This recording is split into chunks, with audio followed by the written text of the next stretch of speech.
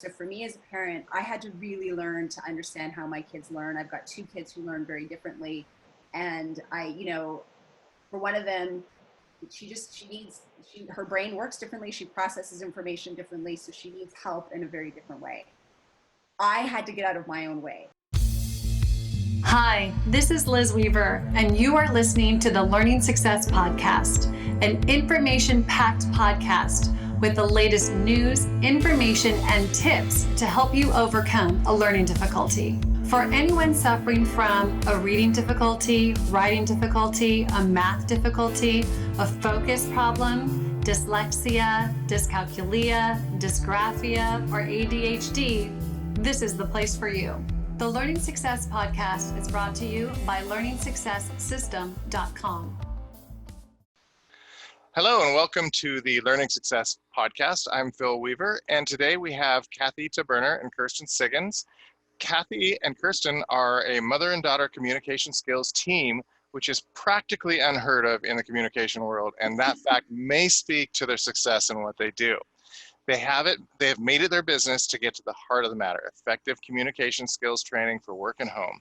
At home, conversations impact family relationships and child development, so they have identified it and created specific communication skills to keep you calm and connected in every conversation, even in emotional and challenging situations.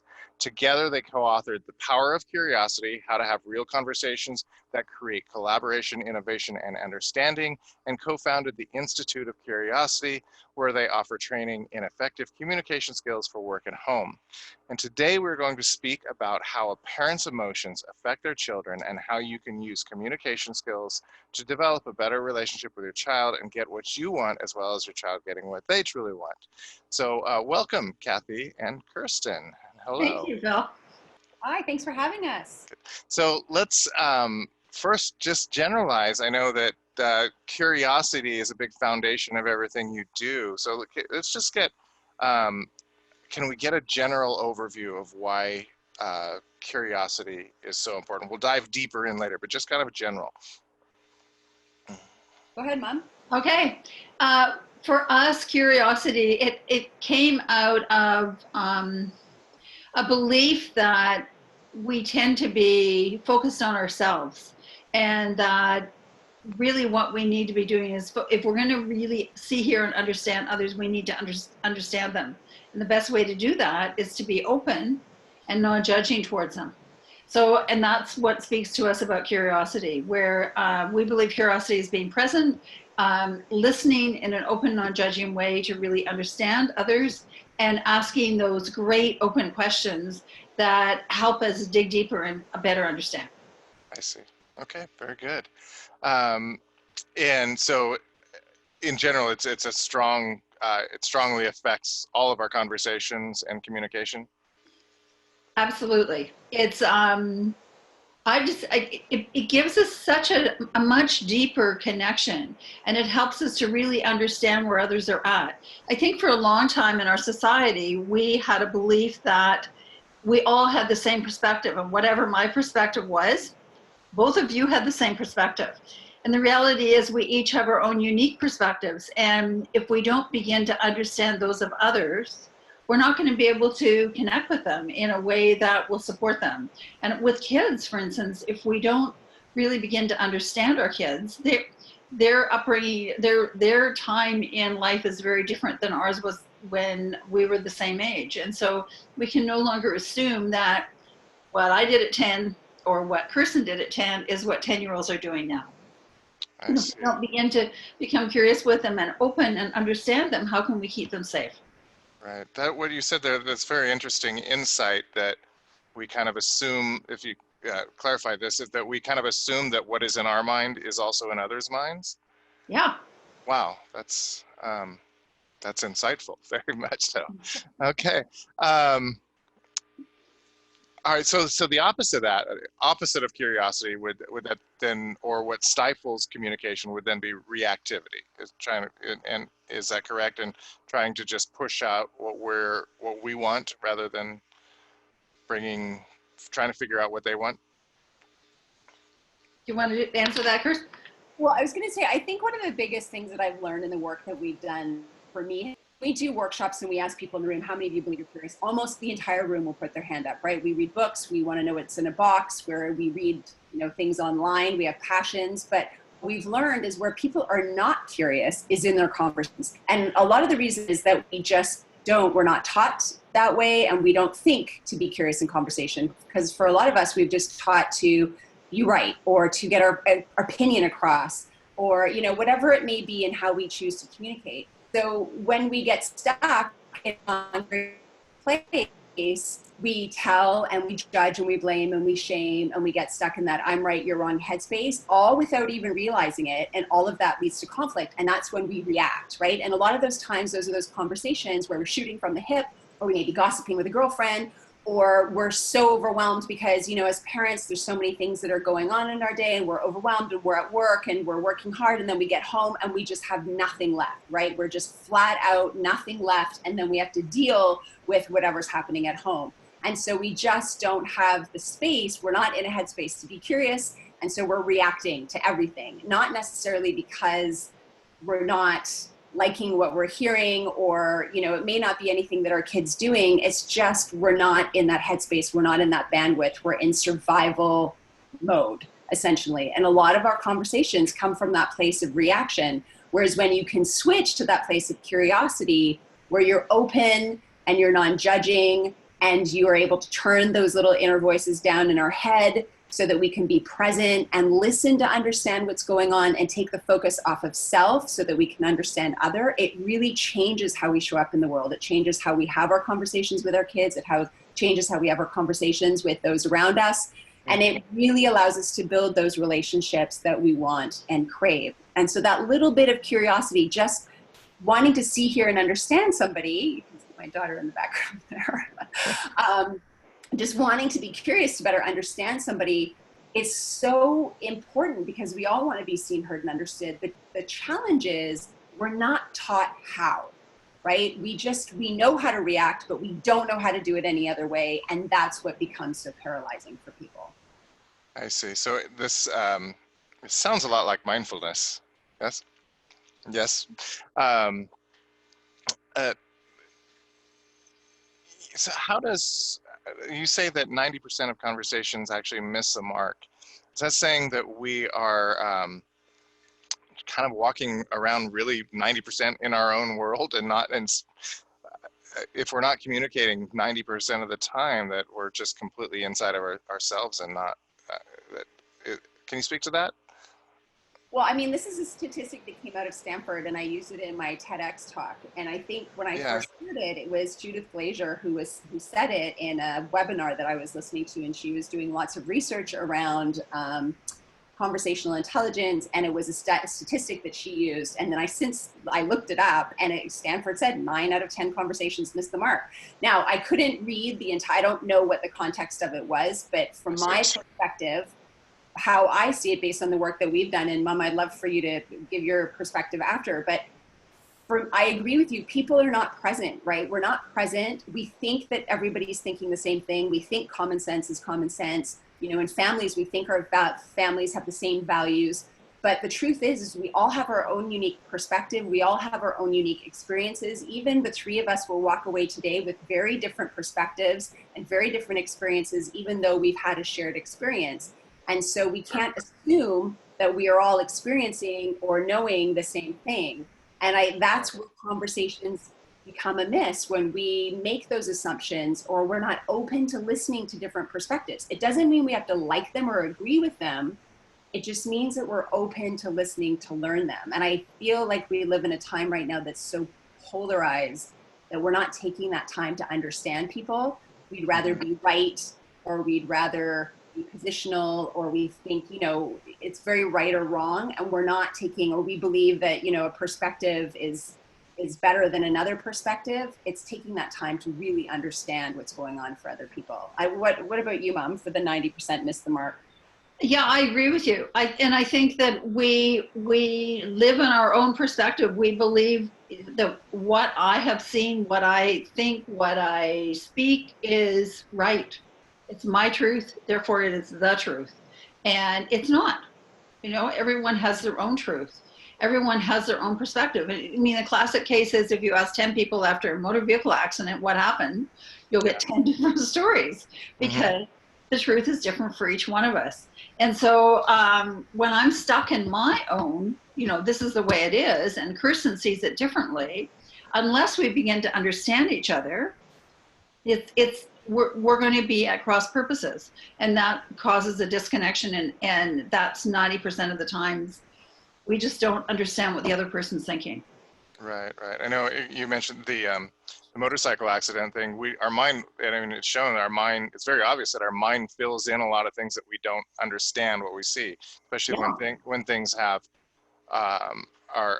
quickly. So that would be, I think, a fair assumption to say we do the same auditorily as well, right? That's what you're saying. So go ahead. No, I was just going to say, I mean, we talk a lot about that around conflict, where the little voice in our head, the stories we tell ourselves, play such a huge role in the assumptions we make, or what we think is our perceived reality, just as you're saying. So we all have that little voice in our head, and it can be our greatest cheerleader, or it can be our worst critic. And often, those stories we tell us are made up. They're not based on anything that's true. And so when you get into a conflictual situation, something that, is emotional, the feelings we feel are very real. We can be stressed out, or we can have fear, or we can have frustration, whatever it may be. But the stories we're telling ourselves about those feelings are made up.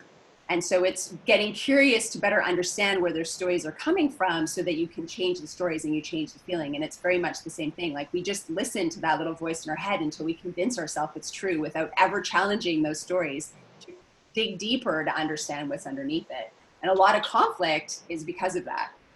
Right, it's we're filtering everything through the stories.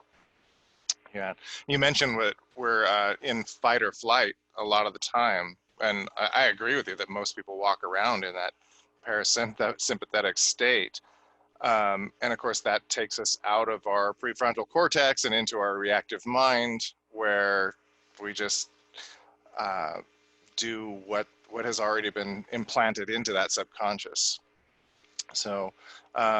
So which is why I mentioned that the mindfulness. So it seems to me that what you're saying is the first step is being present, or being not non-reactive and just simply there. And that has a lot to do with what your body is doing, correct? And that's, it also includes being focused, being open, stop multitasking. Right. Paraphrasing, to make sure that what you've heard someone say is what they're saying, so saying it back in your own words.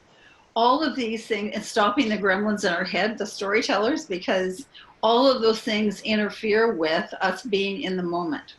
If you're in this conversation, if I was thinking, okay, what am I going to make for dinner tonight? I've got to go out, I'm doing da-da-da-da-da-da, I'm not really listening to you or to Kirsten or whatever. And then I'm not really understanding what you're saying. And I'm going to miss that. And that's into that 90%.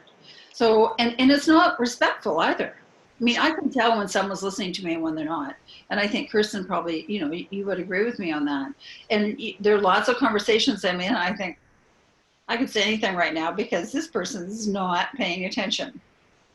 Right. For whatever reason. And I think parents and kids get into that situation a lot.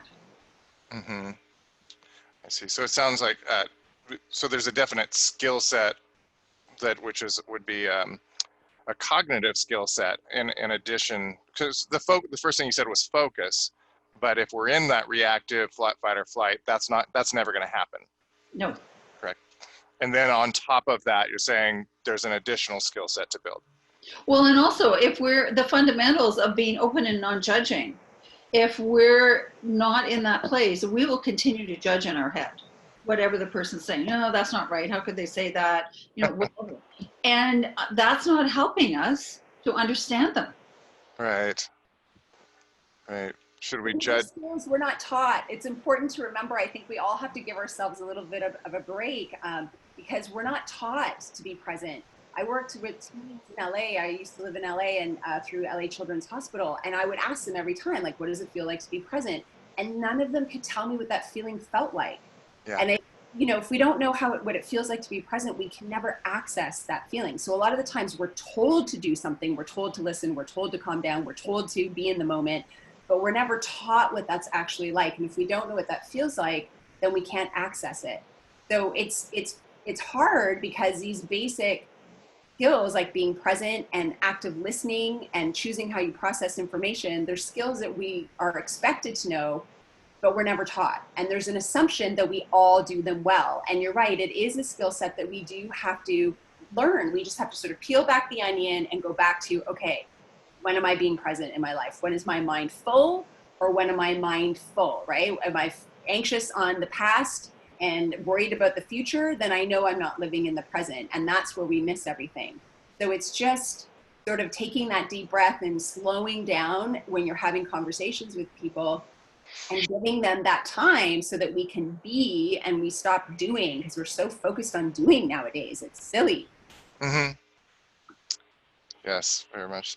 Yeah, I mean, I've got 25 years of teaching Kung Fu, so the concept of just being and presence and all that, this is resonating quite well. I mean, I may translate it into a different way, but it's certainly the same talk there.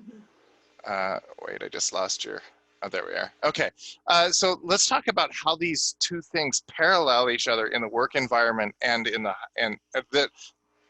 maybe not two, the communication and all of this parallels in the work environment and in the home environment with kids. So how does it affect your job? How does it affect you with your kids?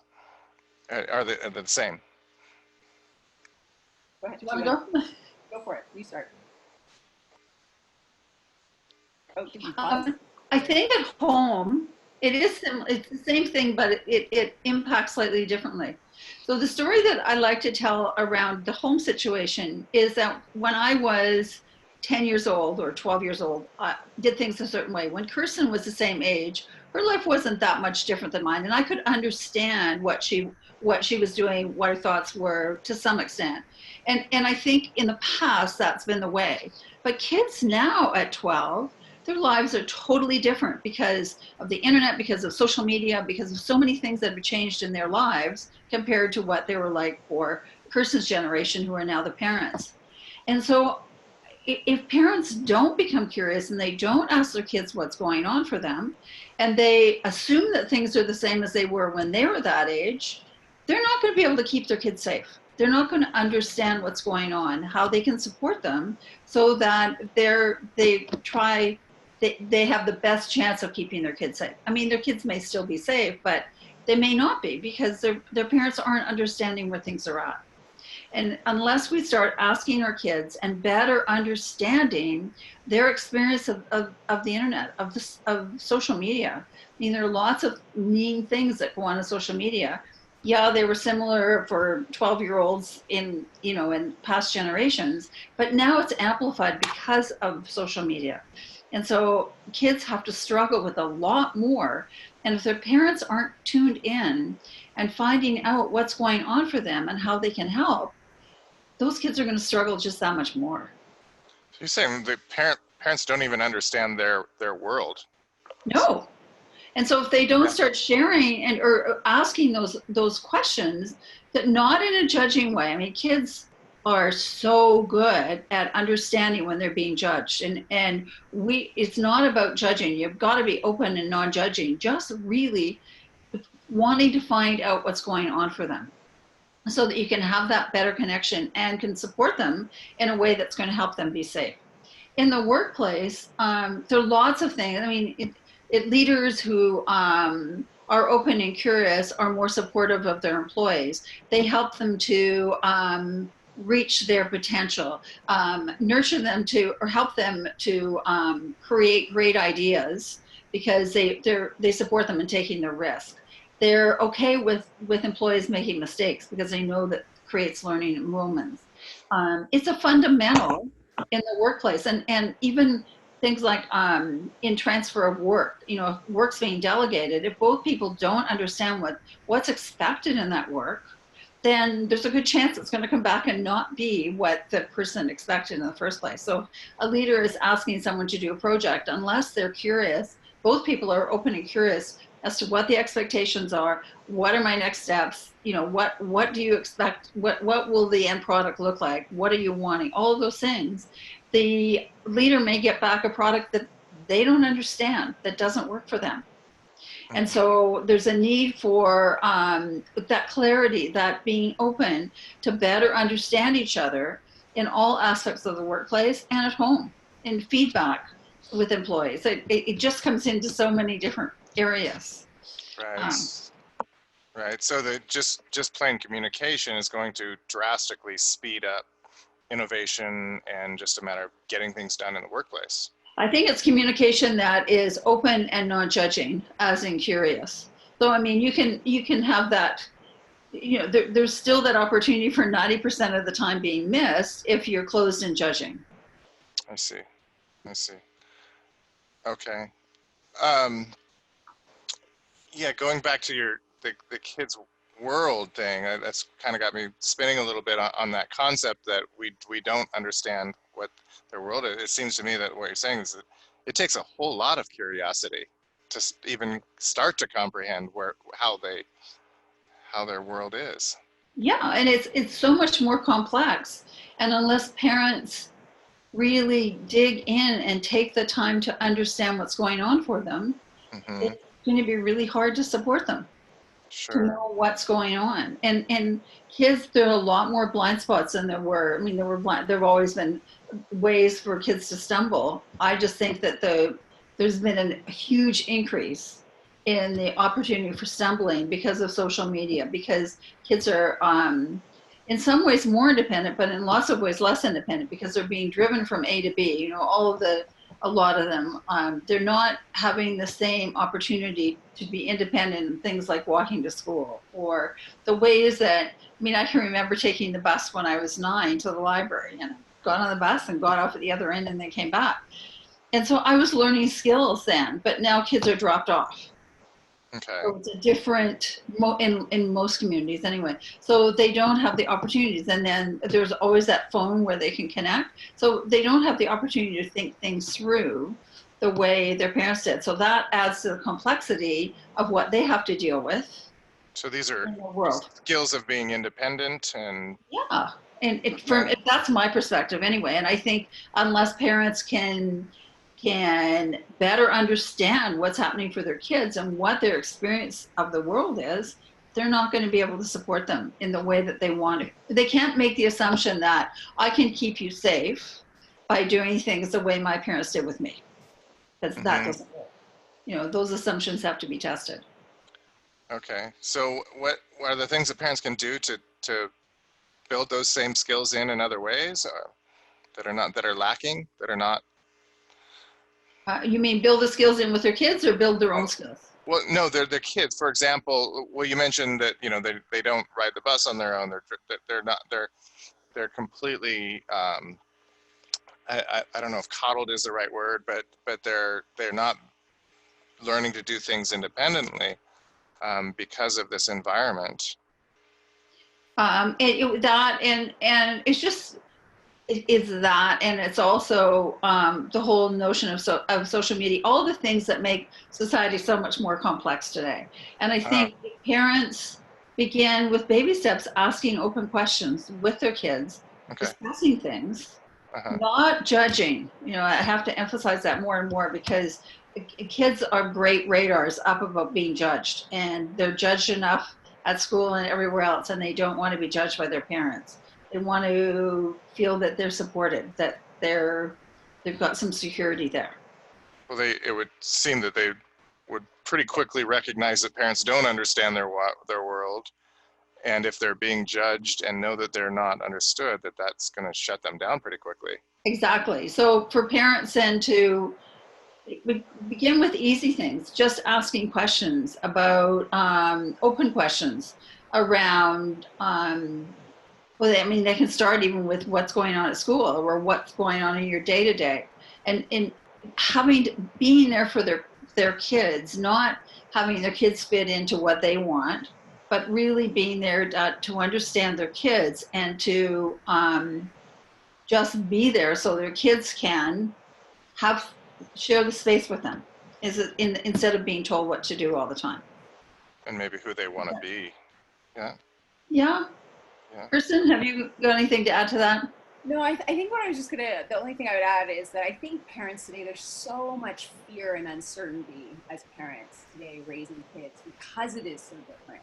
And so I think that parents,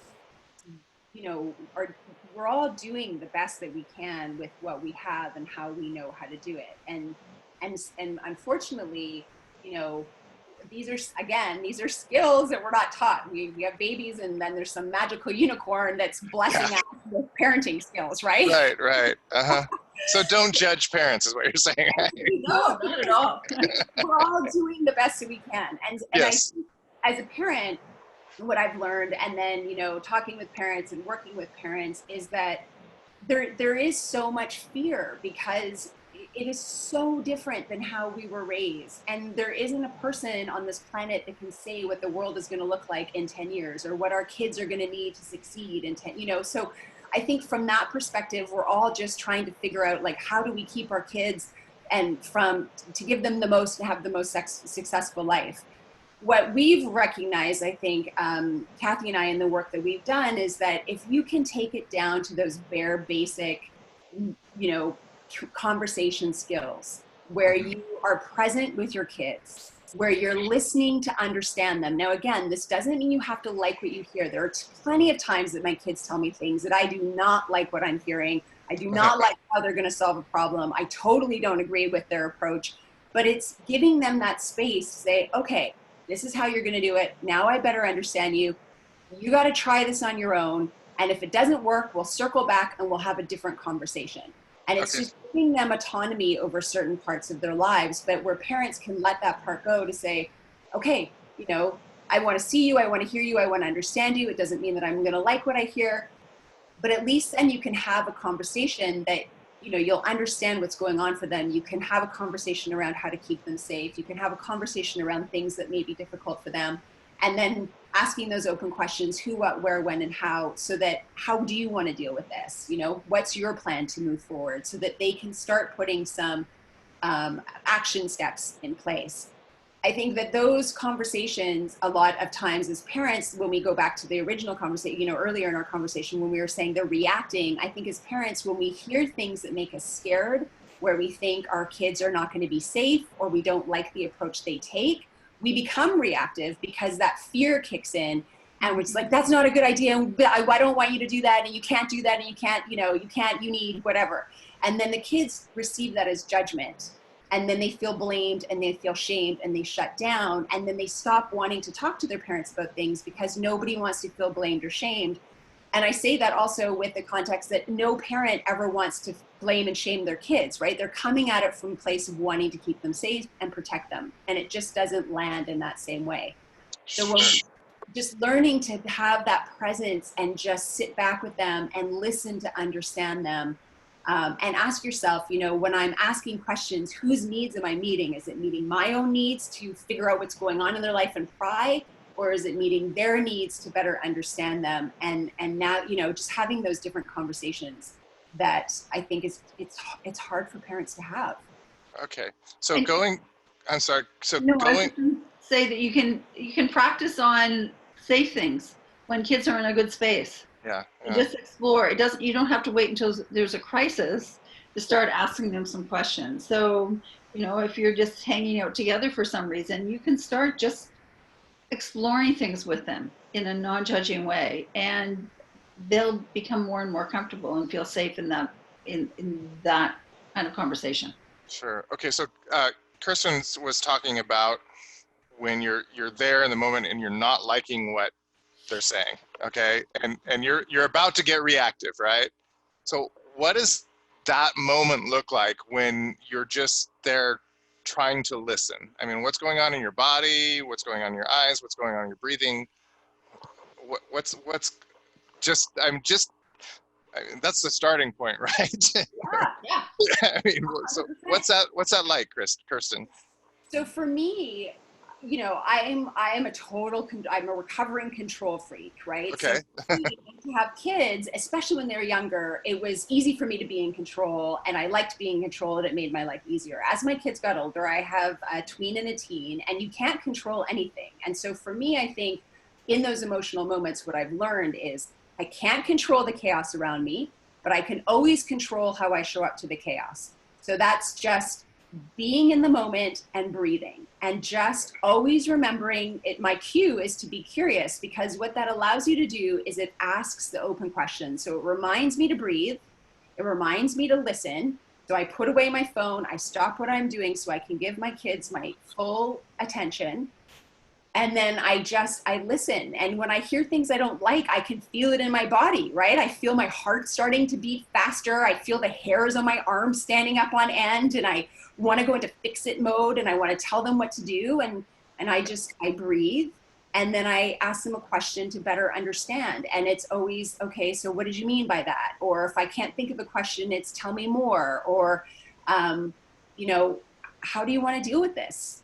Mm-hmm.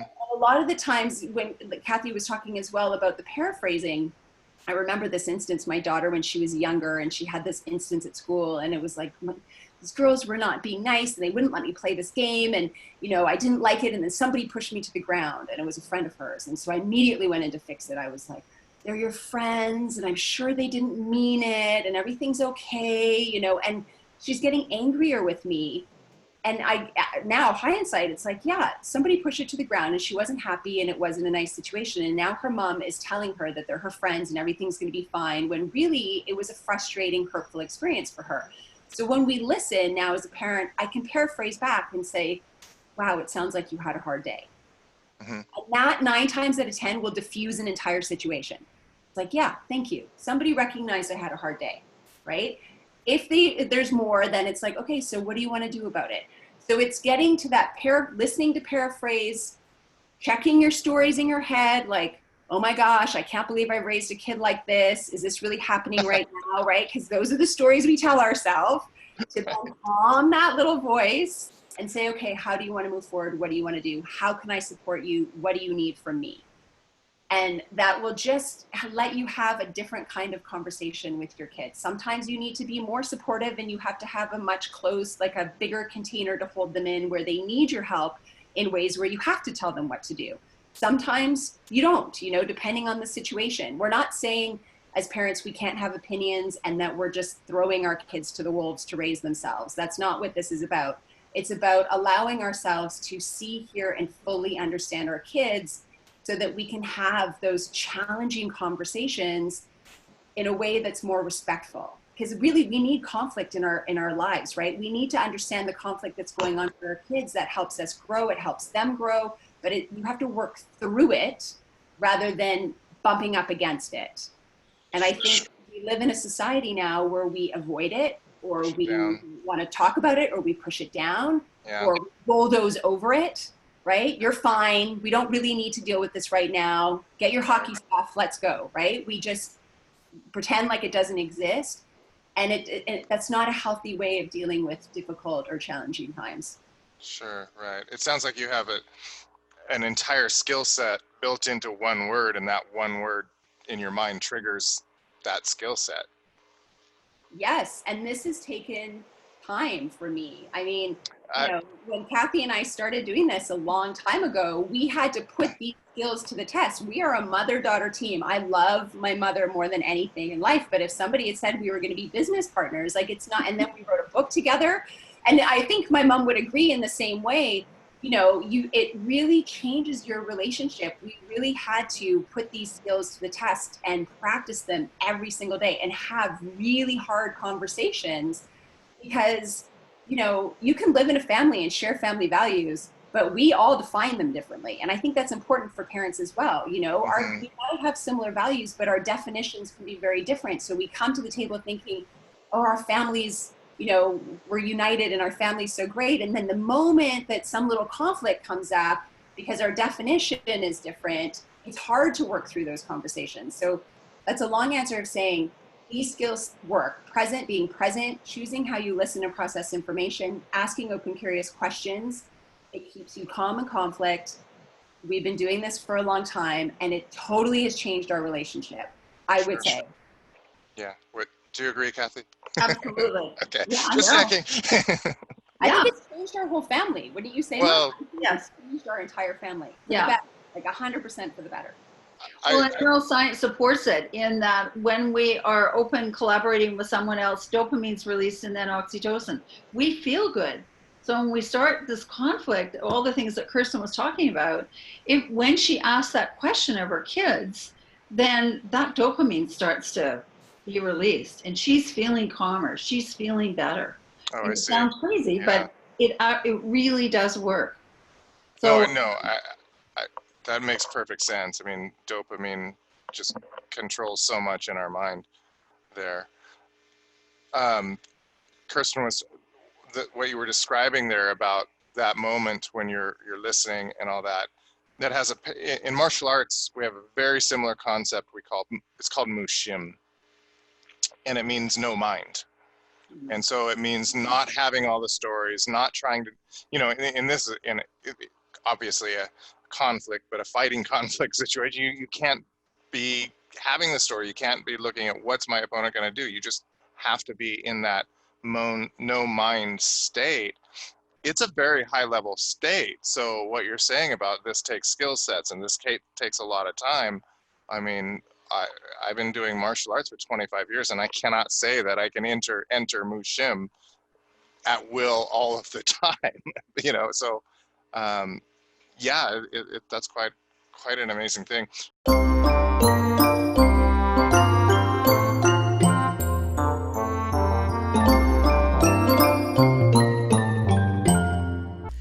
Do you have a smart child who is struggling in school?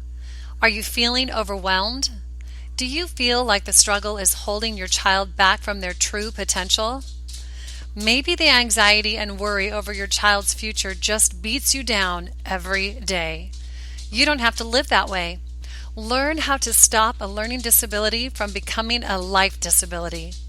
A child with a learning disability is stressful for the child and the parent. The disability may be eroding their confidence and shattering their self-esteem. Other people may perceive your child as unintelligent and antisocial.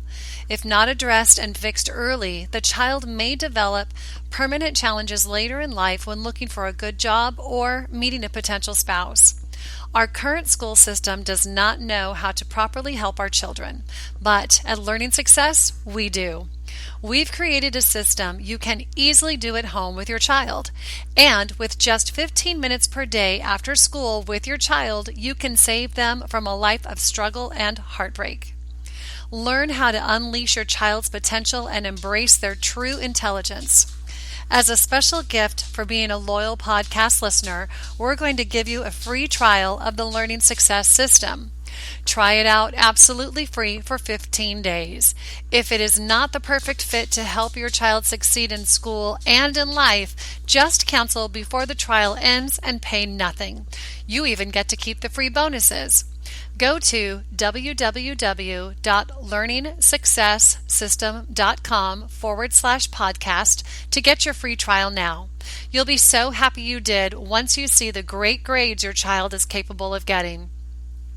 Imagine being so proud of your child when they bring home a great report card and hand it over with a beaming smile.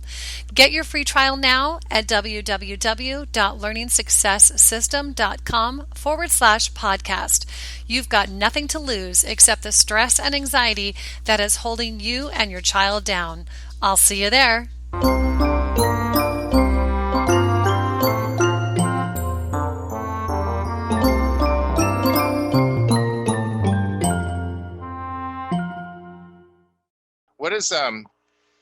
What is like one trick in the moment that a parent can do when they feel those emotions coming up? How do they stop it?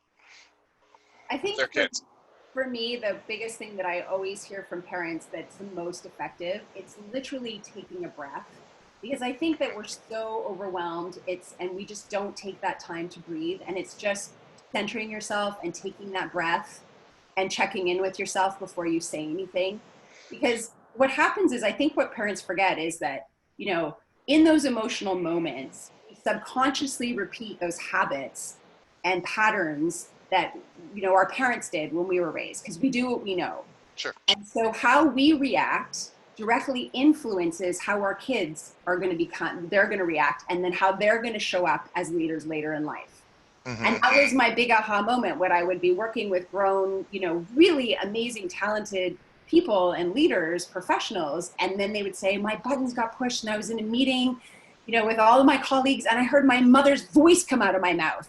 Yeah. And it was interesting because we all do it, but we don't do anything about it, right? We just know that it happens. It's not effective, but we don't really do anything to change. And then we go home to our kids and we have these same reactions. And then we get mad when our kids react the same ways that we do, right? If they just hold up that mirror and that pushes all their buttons. So if we can be calm in these moments, just, taking that breath and reminding ourselves to ask a question and be curious, it's like any skill. It becomes easier and easier and easier. My kids now are calmer in these moments because they have seen me do it. So they now adopt those skills. I mean, my house was like really crazy for a long time.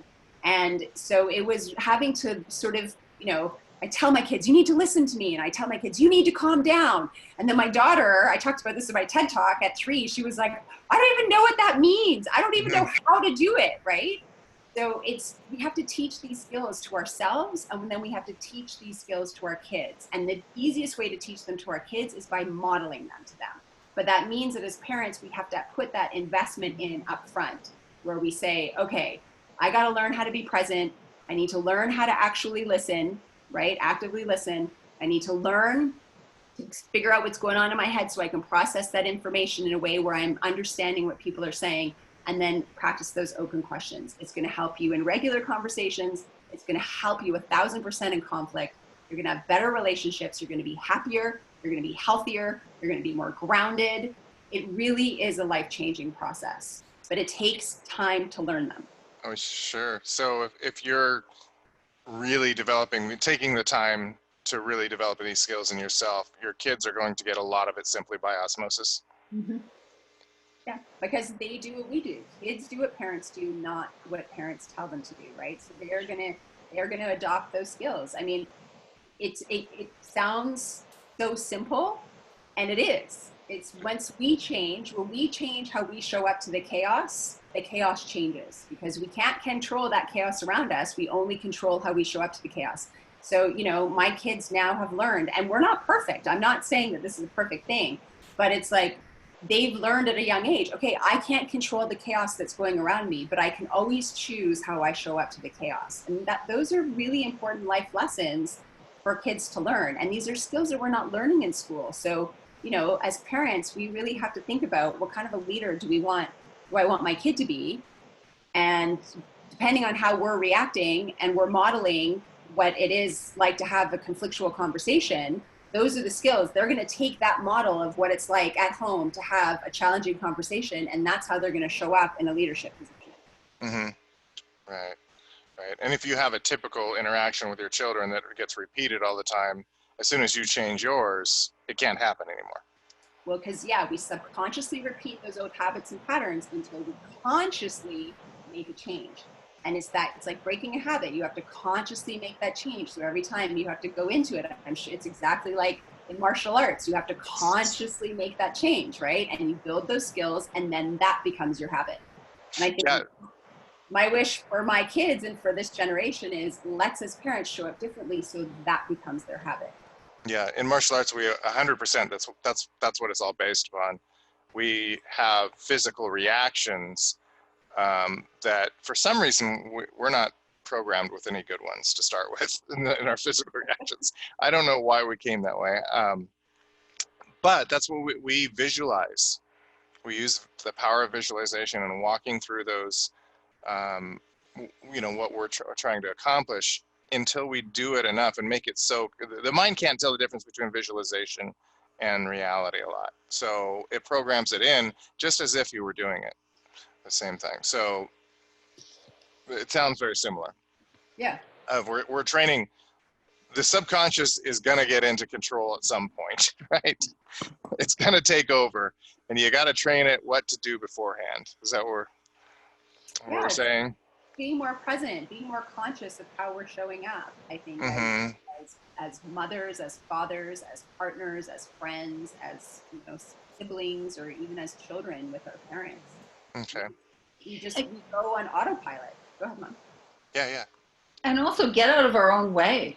So often we're so focused on ourselves and what we're saying and my point's right and what I'm doing is right and I've got to get it across and I'll say it 10 different ways because I know I'm right. Uh-huh. Well, we may be right for us, but we're not right for anybody else. Sure. So we Right. need to be more focused on others. Right. And just a quick note, you had mentioned the fight or flight and breathing as being a way to get into it. And so when we are in fight or flight, we typically breathe through our chest. And if we learn to breathe into the belly and actually into the back and the diaphragm, we can change which system we're using. So the deep breath. What emotional calming skills can a parent teach to their children before this happens? How do we get them to? Do you want to go ahead? No, go for it. Okay. I think historically, I think parents have always said they've negated or they haven't acknowledged the emotions that their kids have. I think that we historically thought emotions were bad. That we need to stay calm, that don't get upset, don't let that bother you, all of those negative things. And there are only certain emotions that I do work in emotional intelligence. And one of the things is that a lot of people show up with sadness because it's an accepted emotion in our society. We can be sad and people go, oh, that's too bad.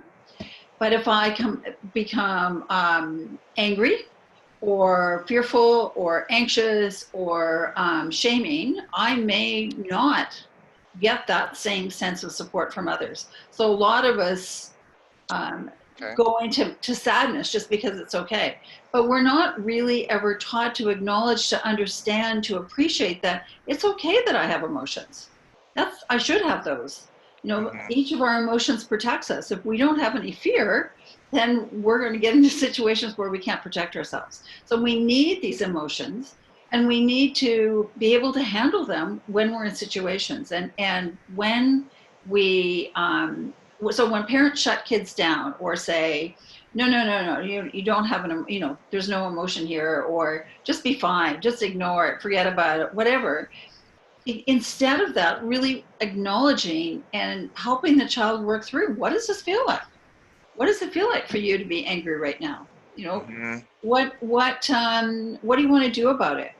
How could you handle it differently? Or what's at risk here for you? What could you do that you might not feel that you're in control over, that you don't want to do? All these exploratory questions where a parent can help a child begin to really feel whatever the emotion is that they're experiencing, and sort of feel it in their body and become aware of it. Because until we develop that self-awareness, we can't really begin to manage our emotions because we don't know what we're managing. So we need to develop that self-awareness, and parents are in a great place with really even little kids to explore, so you're feeling sad right now. What does that feel like? Sense of loss, someone's done something, how does that make you feel?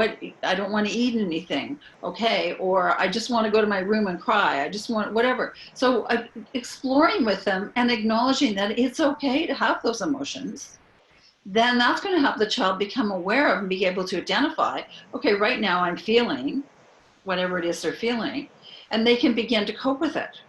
And once they recognize what they're feeling, and that's okay for them to feel it, then they're able to manage it. But so often kids feel it's wrong for them to feel anything. And so they block it out.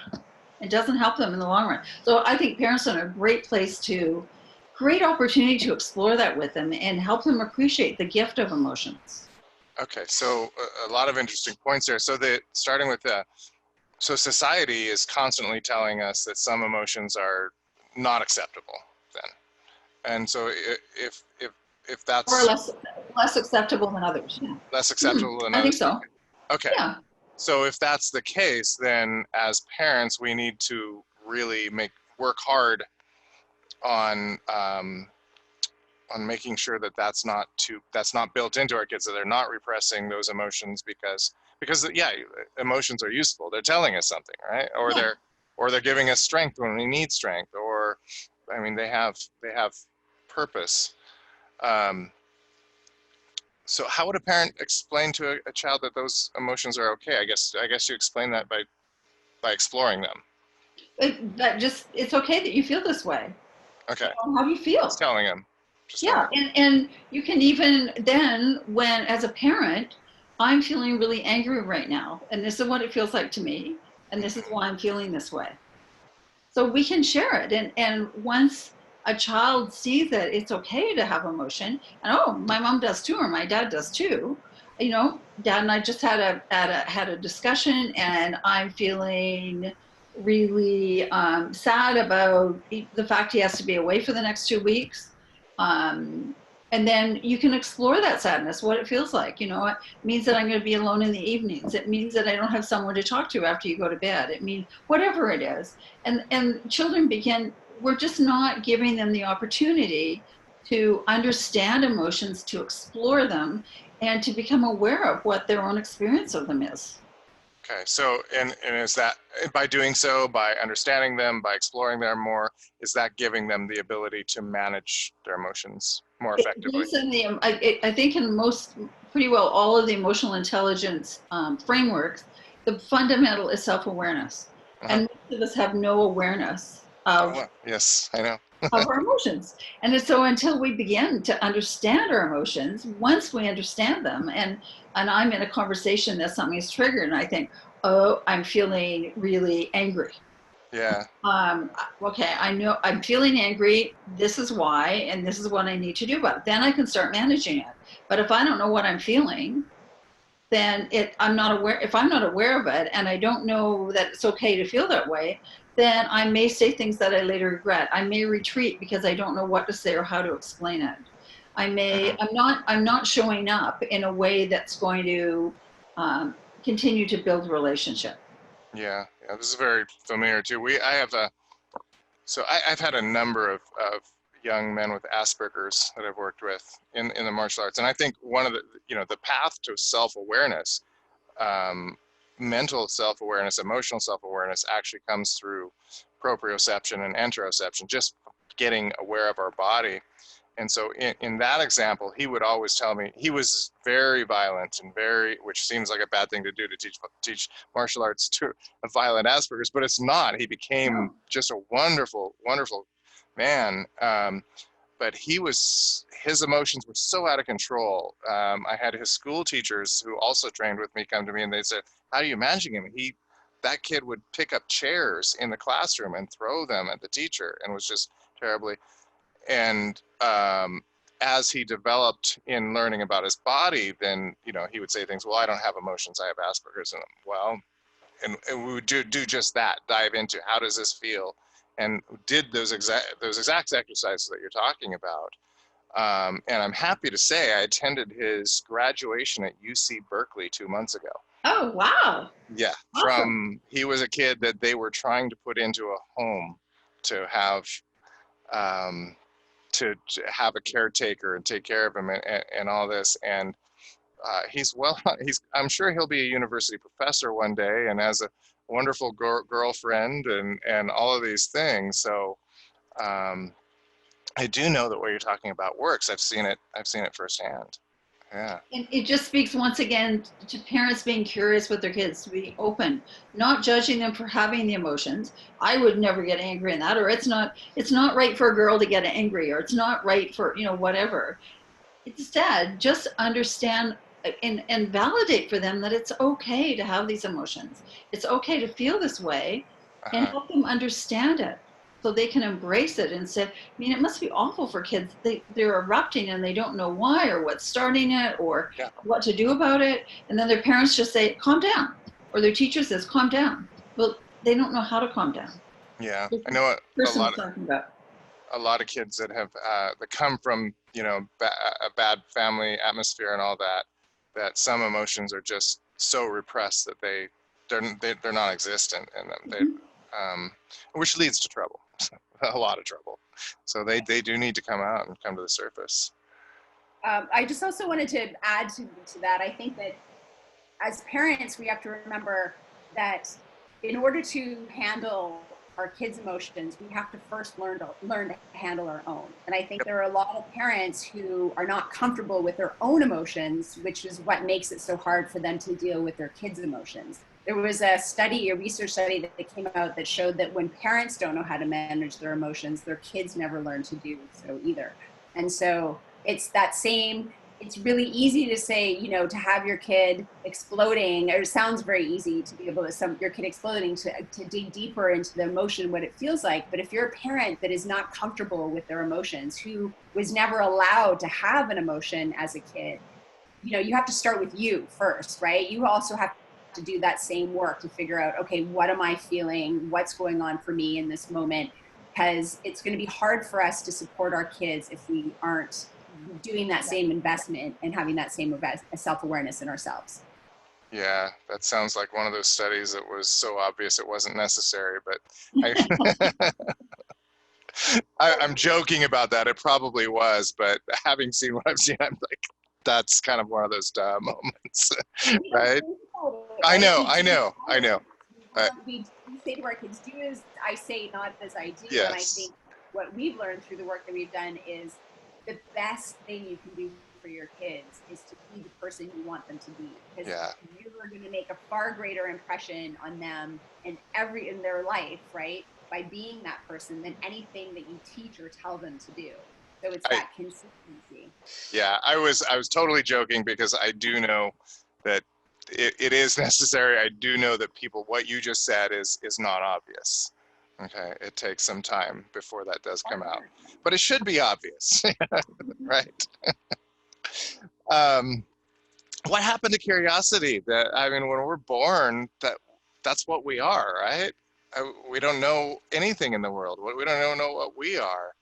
We have curiosity. It seems to me that when we're born, curiosity is our main skill. What happens? Yeah. Where did it go? We talk about it all the time, and it would be so fun to do some research around that. I think what I've learned just watching, observing, listening, and just, basically from the work we've done in the last 10 years, I think that a lot of it's sort of beaten out of us, right? We're super curious as kids, and it's really cute as kids. And then you start asking a lot of questions, and then it becomes annoying. And then you're in a classroom, and there's no time for questions. And those that are asking questions are often they're said, oh, you're not listening, or you're not paying attention because you're not staying on track. Or if you want to go and explore a different way, you're not doing it the way it's supposed to be done. And then we isolate in testing, and we are not allowed to share answers or collaborate or work together. And then we get shot out into the work world, and then we say, okay, now solve problems and collaborate and work as teams. And it's like, how? Because everything up until this point, we're not really serving those skills to get to where we need to go. So I think as parents, when I spoke last week at a school, and I had a mom say, like, my daughter won't stop talking, and all she wants to do is talk, and it's frustrating, and I don't want to listen, and I've got so many things that I need to do. And I also know that if I shut her down, she's going to stop talking. And so it's like, okay, well, then there's your opportunity to learn about your daughter. What is it that what are the reasons that she's coming to you, and whose needs are you meeting in that moment when you want to shut things down? And I think there's an opportunity for us as parents to just listen to our kids and help them explore those places of curiosity they have. Because if they're not passionate and curious in life, that's what leads us to what we want to do. There's entire TED Talks on don't find your passion, just be curious, right? Everything that's how we learn. It's how we grow. It's how we evolve. It's how we collaborate. It's how we innovate. Curiosity is at the root of a lot of things. And yet it's become, I don't know, it's like a pain in the butt when people are curious. Yeah, right? Right. Considered nosy, or they're considered time consuming, or they're considered, too much work. And I think we have to reframe what that looks like and allow our kids the space to explore, because we're Right. not giving them that space to explore anymore. Yeah, so it's not even I would hardly even call it a developed skill. It's something that's so innate, but is simply repressed. And so, Well, and Kathy can speak to this in the work world. You know, a lot of people are afraid to ask questions. They're afraid to be curious, right? Because they're afraid that they're going to get reprimanded. They're afraid they're not going to have the right answer. They're afraid to dig deeper and make suggestions because it may not be what people want. And so there's huge repercussions of not having that curiosity when you come out and trying to get a job, because organizations want curious people, especially yeah, now. Need curious people. I cannot remember where I just listened to something on that exact fact. Can't remember where I heard it, but they were talking about interns coming out of college and going into or intern for a company and being afraid to ask questions, and then, but for the purpose of not seeming as if they didn't know enough or whatever, but what they were truly doing was not building the relationships that they needed to, and then they didn't get the job they expected. Yeah. So yeah, that I just heard that in, I don't know where, a week ago somewhere. I can't remember who it was. So and Kathy, you mentioned dopamine a few times. So if we're dopamine, one of the things that does cause dopamine is when we have that aha moment, when we learn something, Mm-hmm. right? And so therefore, if curiosity would lead up to that, we have to be curious about something to learn something, right?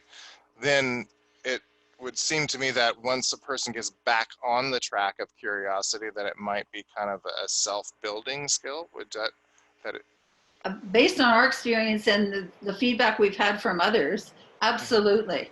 In okay. fact, someone who worked with us early on said, once you cross that line and you become curious, you can never go back.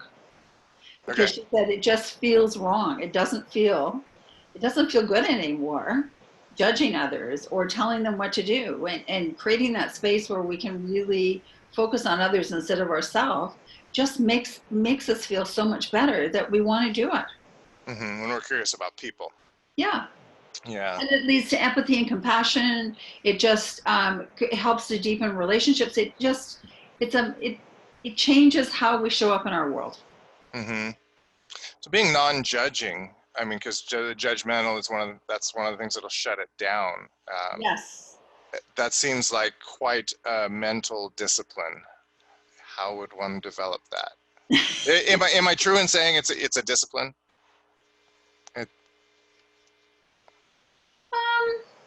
I don't know that I'd say it's a discipline. Uh-huh. I just, for me, it's just what the words that I focus on, Okay. and my self-talk. It's around wanting to learn more as opposed to going, stop, I've heard enough. This is just, you should be doing, or I should be, I'd never do that. Or we get to, instead of getting to that place where I'm trying to compare myself with them or tell them what to do, I just stay open to hear what they have to say. Right. So I think for me, it's around focusing on the words differently. Yeah, I can see that. I guess where I was coming at it from is that the judgment are arising thoughts. In like the meditation practices, that is a discipline of learning how to not necessarily control those thoughts, but to let them pass and not let them have an effect on you, which is, I think that's what I mean by a discipline, because you're training your mind to be able to do that and not go into your reptilian brain. Yes. Okay. And it is something that we can do. And once, as I said before, once we get there. So, and I'm not going to say how long it took, and I still at times judge, I'm sure. It's just that most of the time I really work on setting an intention around not judging others. And it's also focusing on them instead of me. Instead of me saying in my head, oh, she shouldn't do that, or, oh, if I were her, I wouldn't be. Instead of getting in my own place, really focusing on her or him, on the other person. Mm-hmm. So But for me, it's getting out of my own way. yeah, well, okay, so you're just at what I was, but that means not Just, focusing on yourself, not focusing on exactly. those Yeah. thoughts. That's what you mean by getting out of your own way. Of And so there is and I'm sure there is a discipline there. yeah, it sounds And exactly like why you meditation. say that. Yeah, it very much parallels some Eastern philosophies. So But it's a conscious practice. It goes back to what we were talking about. It's a conscious practice. You have to be aware of how you're showing up. It's about being present again. I think when we have those conversations shooting from the hip or gossiping with a girlfriend or whatever, we're not, we're showing up differently. So it's having that conscious awareness of, not focusing on self and focusing on others. It's easier to shift into that non-judgment place. okay, good. What about like nonverbals and stuff? Are you trying to be very aware of what you're projecting as far as nonverbals and to be present? I try and stay still as much as possible. Okay. You're good at that. That actually, I don't know, I could see that as seeming as judgmental. Oh, I don't. Oh, that's interesting. No, I'm staying still because I really want to focus on them, and that's Okay. how I can do it. Yeah. Well, yeah. I mean, I think that I probably do the same thing, and I've had people say like, "Why are you mad?" I'm like, "I'm not. I'm listening." Right? I'm trying to figure out what you're saying, and so do you think that's a problem? That that maybe you want to retrain what your face looks like when you're doing it, or? I've never had that feedback. Hmm. I don't know. What about you, Kirsten? I was going to say that plays to the stories in our heads. Again, that's the story that whoever is talking to you, that's the story they have in their head because they're Okay. focused on themselves rather than focused on understanding you. So I think it's important to remember that where when we're in a conversation, body language for sure makes a difference. I moved from LA. I, would go and walk into a room and people would make eye contact with me, that cliche, right? Looking over the shoulder, constantly seeing who else is walking in the door. And I could tell that they weren't listening. So body language is important where you need to make eye contact and give the speaker your full attention. But I know, especially for women, like resting bitch face, it's a real thing. When women are listening, a lot of the times they think that they're mad or they're angry or whatever it may be. And so we have worked with a lot of women where they will say, I'm not mad or I'm not angry, I'm just listening, right? This is Hmm. just my face. So I think that's a very common thing. And I remember thinking, wow, I've never thought that. That's so interesting. That's not what I'm thinking. So that's the little voice in other people's heads. You being on the other end have never thought that. Yes, never thought Okay. that. Okay. So it's being aware of that voice in our head and the judgment or whatever it's saying to us because it's conflicting with our ability to listen. So every time I'm looking at you and I think you're angry at me, I'm creating a bigger story in my head that's like how I respond to you. I'm thinking, why is he mad at me? What have I done? Then I'm not actually listening to what you're saying. I'm not understanding what you're saying. And I'm running off on my own story. And then afterwards, I'll leave with not a full understanding of what happened. And you and I could get into a fight over it. Whereas yeah. I just focused on you. And if it was something that came up for me that I was concerned about, then it's like, okay, you can ask that question. But it's putting it in the I statements like, oh, I felt like your facial expression was mad. And then you'd say, what? Oh, I was just listening, right? But when we say, you look mad, then that feels like judgment. And I think, see. right? So there's a difference Yeah.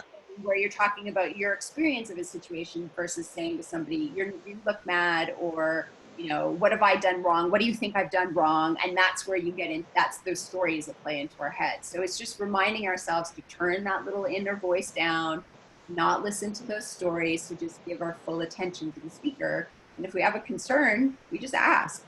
Mm-hmm. But I think most of the time people are listening. It's hard for people to listen. So we have to really focus.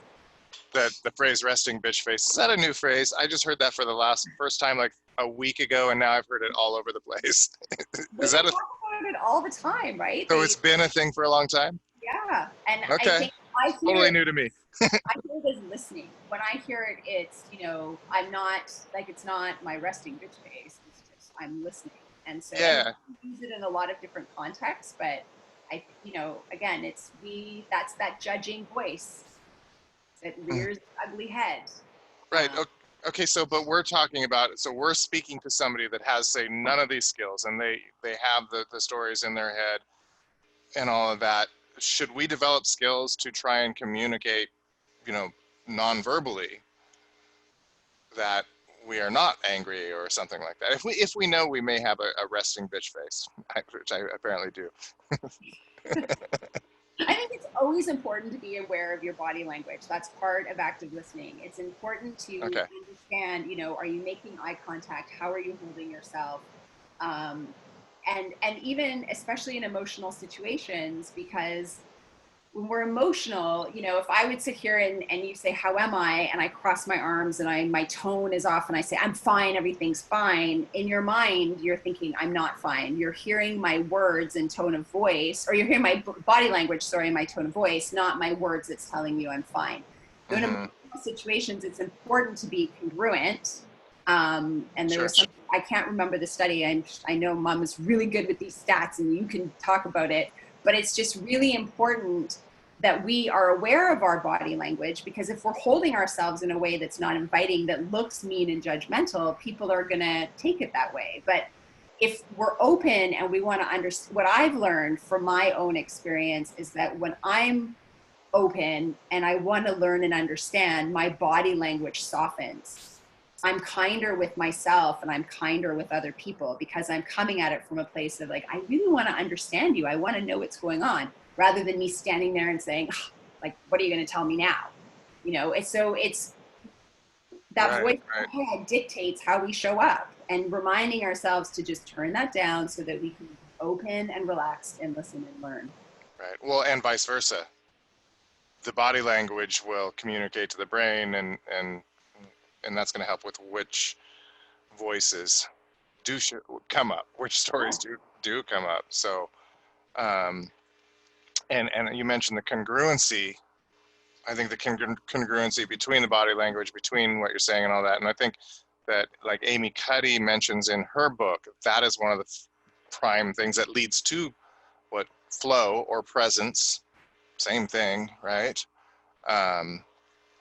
So interesting. Kathy, do you have anything to say about that? This is a really interesting subject to me right here. Well, excuse me, the study Kirsten was referring to is a very old one. It's from the 60s, but we haven't, it's used a lot by people. And the thing that's so interesting about it is that when you look at tone of voice, body language, and words, only 7% in conflict, only 7% of the communication is through the actual words. Oh yeah. So if you're talking to me and I'm sensing emotion through your body language and your tone of voice, whoa, this is the words aren't even getting in then. No. Yeah. And I think it's just that the emotion, that contagion, we become emotionally connected with all the, what we see as hostility. We can't hear the words. We're protecting ourselves. This is right. So it shuts down the situation, when in fact, maybe that's not what's going on. So when there's not congruency, then we get confused about the mixed messages and we don't hear the words. Right. And so not only our macro body language, but we also have micro expressions, which are picked up through the limbic system when we can't control. Yeah. And so it would seem to me that you really need to get yourself into the right mental state, because whatever that state is in there is going to be projected. And that's why if we can get to a place of asking open questions, which is right, it all comes back. Yeah, it just comes back, and then the dopamine starts flowing and we feel better. Right. There's going to be a congruency of the tone of voice and the conversation and the body language, and we're going to be better understood, and we're going to understand others better too. The research that I would love to see done, and I'm not aware of it may have been done, was around that I believe what happens is we ask an open question, dopamine starts. We ask another one or two, and oxytocin as well.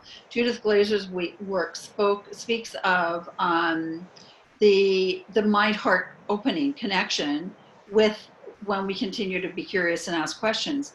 And I think in conflict, what happens is I'm feeling better because I'm asking questions, and there's a contagion to the other person. Sure, They, sure, okay. it changes for them also. Even if they're just answering the questions and not asking any, I think the contagion factor makes them feel better too.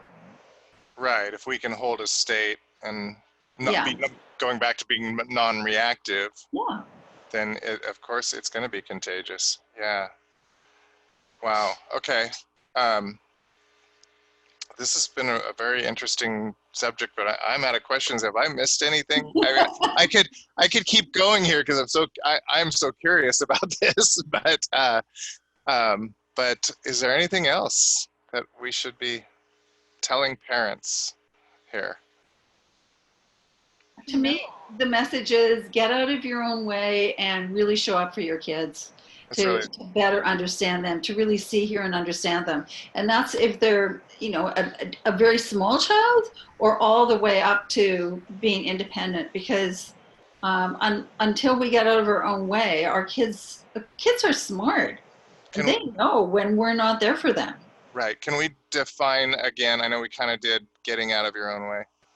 Focusing on the other person instead of on ourselves. So focusing on our kids and really wanting to understand them instead of thinking, well, I'm right. And in my day, it was, none of that. Just leave our minds a blank canvas, and we're there to hear them, not to tell them what to do, not to judge them, but just to really try and understand what's going on for them.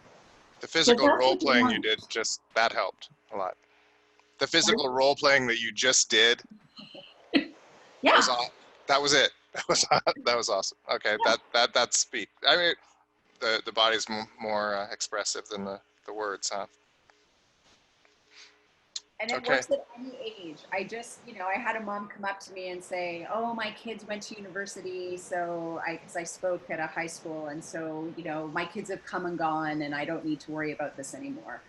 I was 30 when I started doing this, and it doesn't, there's no age. I think that in any relationship that you have, it doesn't matter if you're a grown person with your parents or you're a parent with grown children, it really is irrelevant. These skills work at every single age. And it's so important if you want to have healthy relationships, that being curious is how we connect.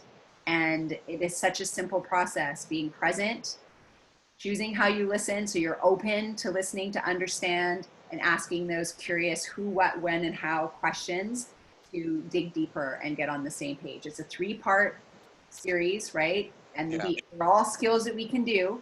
We can all do them now. It's just showing up differently and reminding ourselves in these moments, what am I curious about?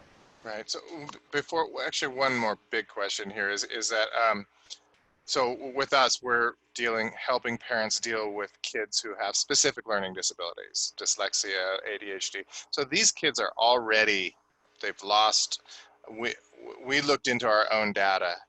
And so we had questionnaires asking about certain things. And a lot of the things, when we specifically asked parents, like, is your child losing self-confidence? Are they losing self-esteem? The numbers were high, but the indicators of losing self-confidence and self-esteem were way higher.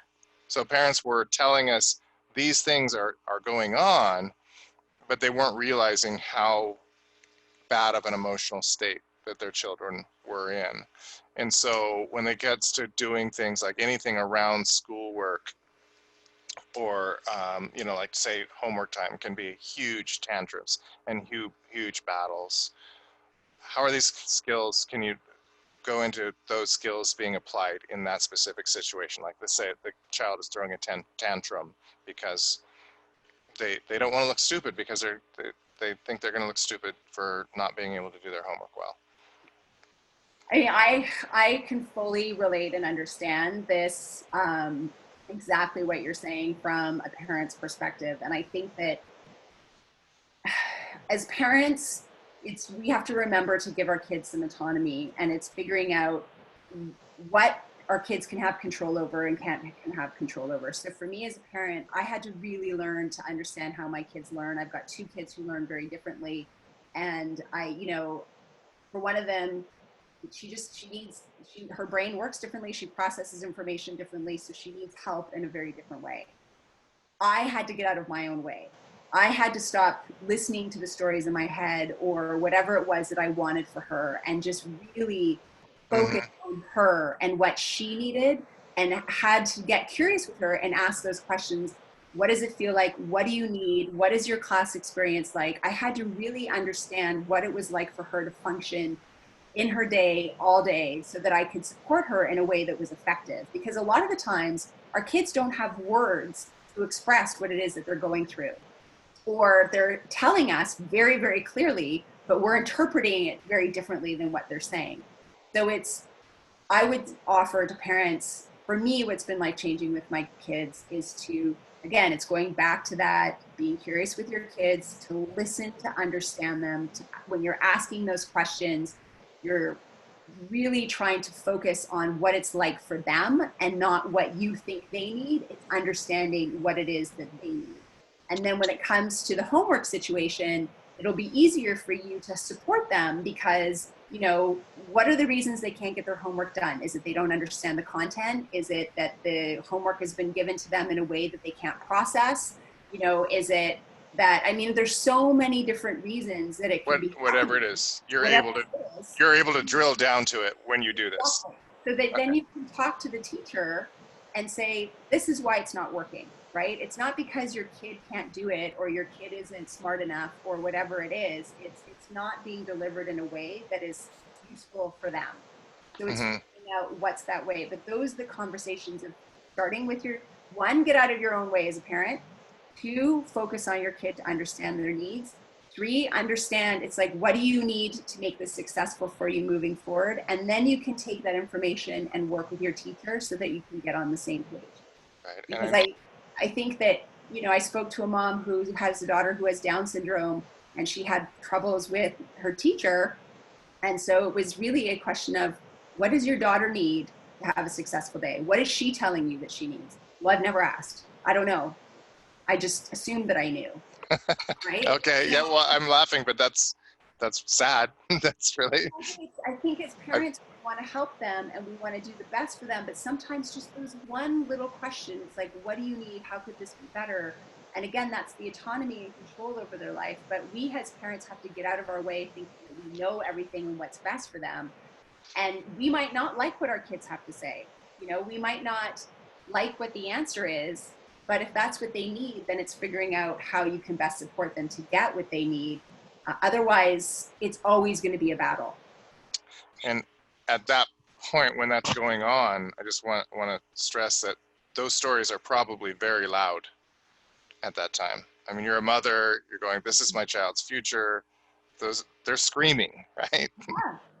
Yeah. So, we can pretend that it's not there. We can keep saying, oh, you need this and you need that and you need that. But until you actually get to the heart of the problem, you're never going to resolve the issue. And I think that, unfortunately, a lot of our school systems, they cater to a specific type of learner and sure. Go in the box. And if your kid doesn't fit in the box, then, they don't want to help you. But when you're a parent that can go and say, I know exactly what my child needs, and these are the reasons why, and how can we get to this end goal, because we all want them to be successful, it's a very different conversation. You want to partner with your teacher. You don't want to fight with your teacher, right? You want to partner with your child. You don't want to fight with your child. The only way you can create that partnership is by fully understanding them. And I think as parents, just as Kathy was saying, that first step, we got to get out of our own way and not focus on what's best for us or what we think our child needs. We need to fully understand what's going on for them so we can best support them.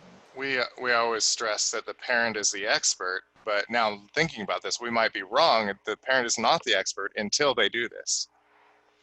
Well, I know for my daughter, for many, many years, and she struggled with a lot of different things, and all of the things that she told me she struggled, I thought I knew what was best for her. And so I finally asked the question, and it was like, oh, yeah, I didn't think about that. I don't know what your experience is like.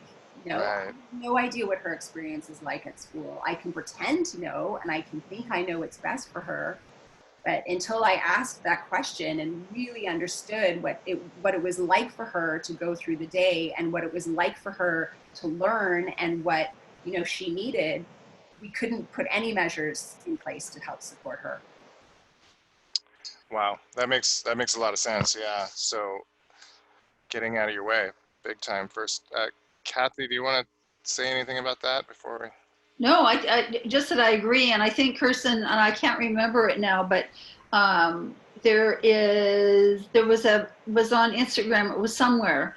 It wasn't a research. It was a story of a girl whose father had taken her to the hospital, and she was, I think, autistic. She wasn't able to speak. Anyway, her father was speaking for her, and then something happened to him, and he wasn't able to be there. So she became frantic and was screaming because she Sure. couldn't communicate. Sure. And so when they began to understand what she was able to communicate what she needed, if I'm correct, Kirsten, and they got to the point of asking, what do you need?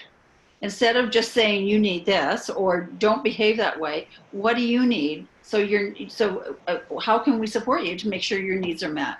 What do you need now? What would you like to have happen? And it changed the conversation where they now in that particular hospital with all kids, that's how the conversation goes. Wow. Wow. Precedent setter, huh? They asked what matters to you, and That's so it. Yes. What I think, matters to you? I think as parents, we always, we think we're being curious, like, what's the matter? What's the matter? What's the matter? But that triggers fixing and solving and telling and whatever. What's the matter? Okay, I can fix this. We're going to get to the heart. We're going to make it better. Rather than taking that step back, you ask what matters to you, and that's going to have a very different answer. You're going to have a very different snapshot into your child's life of what matters to them and what's important to them. And that was what happened in this hospital, as they took a piece of paper and said, what matters to you? And it was in the New England Journal of Medicine. It was a story about that. It was a woman who basically was saying her brother was at the end of, he had a long-term illness, and she said that, everybody kept saying, what's the matter, what's the matter? But the question they really needed to ask was, what matters to you? And that healthcare needs to switch away from what matters to what matters to you. And I think in the education system, it's exactly the same thing. Yeah. Looking at what matters to these kids, because if we want them to learn, they need to be curious. They can't operate from a place of fear. They need to be in a place of, open to learn in that curious state. And how do we get them there? Okay, let's figure out what the steps are that they need to get to that place. Because if they're turning up to school every day thinking that they can't do it and they're operating from that place of fear, their brain is literally not in a brain state to learn, right? No, They're it's not not. in a brain state to connect and have friends and relationships. It's just they're going to be stressed out the entire time. Sure. It's a self-fulfilling prophecy. And it's Yeah. the more. And they know what they need and what matters to them much more than anybody else does. Yeah. And so giving them that opportunity to have a voice in it really shifts what happens and how they show up. Right. Right. So this is obviously a pretty big, especially for our listeners who are parents of children who are struggling, that this could really make a change. What would parents would want more of this? What would they do? You've got your book, your website. We offer a parenting program. We have an online parenting program. Okay.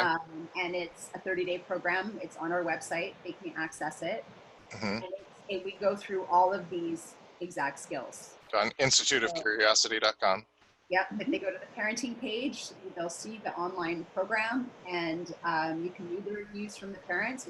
Parents have loved it. It's been life-changing, and we've had parents that have kids with mental health that have taken it, and they found it life-changing. I think what the difference with us in the work that we do is it really focuses on changing how we show up as parents. So we're not here to change your kids. We're not here to change your spouses. What we're offering is specific skills that will change how you show up. And when you change how you show up as a parent, then everything else changes. Mm-hmm. Yes, the same message has been told by quite a number of people, and it really is how you change the world. Change yourself. Yes. This is everything that's going on. We see all these arguing, and we go on social media, and everyone's trying to change the world, but it's simple. It's right here. Got to start with you, right? Be the Yeah, change you want to see. exactly. He was on to something. Indeed, he was. I think he had some. He was a smart man. Okay, fantastic. This has been really enlightening for me. I'm sure that people will really learn a lot from this, and thank you very much. Thanks, Phil, for having us. For having us. And Phil, I would just like to throw out there, if there's any way that we can support any of your parents, I know how hard this is. Like, however we can make that happen, if there's a way to collaborate or reach out, whatever. Sure. I'm throwing that out there because I know that and I'm saying that only because this mom of her daughter who has Down syndrome was like, how do I get you into our community? I never thought about this, because it is so all about parents. It's just changing the lens and how parents show up for their kids. And I think parents, especially when their kids have learning disabilities, are so focused on changing their kids that they don't think about how they're showing up. 100%. Yeah. And Phil, you told a wonderful story about someone who was able to be himself with Asperger's, and now he's graduated from university. Yeah. Yeah. I've seen this. I mean, a lot of this, I've not defined it in the way you two have and all that, but I've seen these things in action. And so, yeah, I know. and yeah, I do look forward to any way we can collaborate in the future. And I'll also throw out there, if you want for your community to have discount code to the online parenting program, we can also arrange that. So if that's something that sounds good for your listeners, let us know, and that's not a problem. We can give a percentage off as a bonus for your listeners if they're interested in taking the program. Let's absolutely do that. Do you want to set up the code later and we'll put it in a link, or how do you want to do that? Yeah, I can. It'll just take me, I can send it. Can I send it to you tomorrow? Does it go out right away? Yeah, send it to me tomorrow, and I'll just because it's 7:30 and I got to get my kids fed into bed, or I can do it later tonight. There's no hurry. I'll put it in a link below the video or something like that. Is that okay? Yeah, that's okay. Perfect. Then it will be in the link below this. Okay, awesome. All right. We'll do that. We'll send you the code or the link for the code. Yes. Okay. That's what I'm saying. Great. And if they're within the community, we're happy to have phone calls to work with people in any way we can. And they can get all that information on instituteofcuriosity.com, correct? Yeah. Yes. Yeah. Very good. Okay. Awesome. Okay. Thank you. Thank you. All right. Bye. Bye. Thank you.